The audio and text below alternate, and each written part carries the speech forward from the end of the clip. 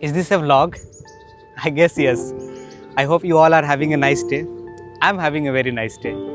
And if you are here for the first time, my name is Roshan, and on this channel I talk about English learning, books and movies, especially in a manner that is going to improve your spoken English. And this is a series of videos where I go outside, film myself so that I can get rid of my fear of public speaking, and obviously to get rid of this hesitation of recording myself outdoors. So this location or this area, I used to come here with my father. This is about some 6 kilometers away from my home. We used to visit a relative's house regularly, and back in that time, this was a very clean garden, and it was a lot denser than it is right now. A lot of trees have already been cut, but yeah, still it is decent. And when my mom told me that I had to visit this relative's house, I thought that, you know what, this is the perfect opportunity to bring my camera, my tripod, and continue this series. So I'm going to make a few videos today. I've already got my second setup ready. My bike is there, a book is there. So I'll be making a different video. But let me explain the format of this series. It's very simple. I choose a very common question that majority of English learners struggle with. I share my personal experience. I talk about how I encountered that. And if you're looking for a place where you can learn English from zero, then you can drop me a message here. I have multiple batches where I teach English from basics. I teach vocabulary, sentence structures, and how to talk on different topics. So if you are looking for a community, a friendly community, practice partners, and somebody who can be your accountability partner, then you can drop me a message here. So now I'm going to mount my camera here, and let's start. I have got some bullet points here, so I'll be using this as a reference. So let's say if I started learning spoken English in 2026, so these are the few steps that I will follow completely.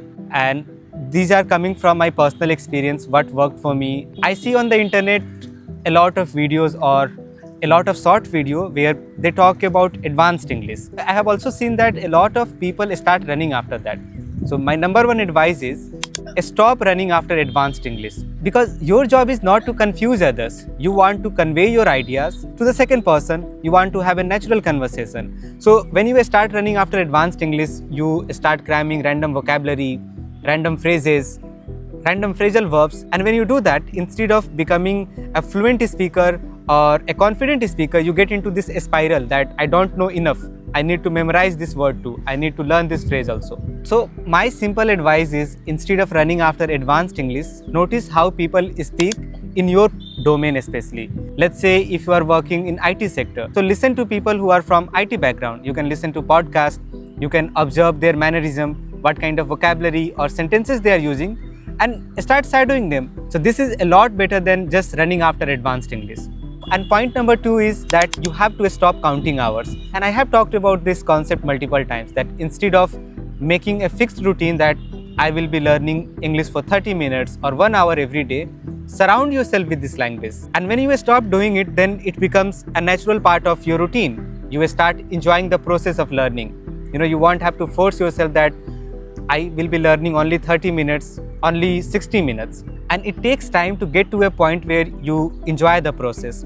Take example of mine. If you go on my channel and watch my earlier videos, all I was doing was reading books or talking about films.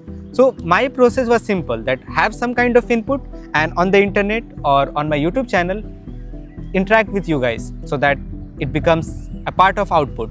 And that's our point number 3, that your focus should be on output. Let's say if you are a math person, so it should be 30% input and 70% output. What do I mean by input? That you are reading, listening, watching a lot of content. So obviously it is going to improve your comprehension, but if you are not practicing with somebody, you will have the understanding of this language, but as soon as somebody is talking to you, you will freeze. And it's not happening because of lack of knowledge. It only happens because you haven't built that muscle memory.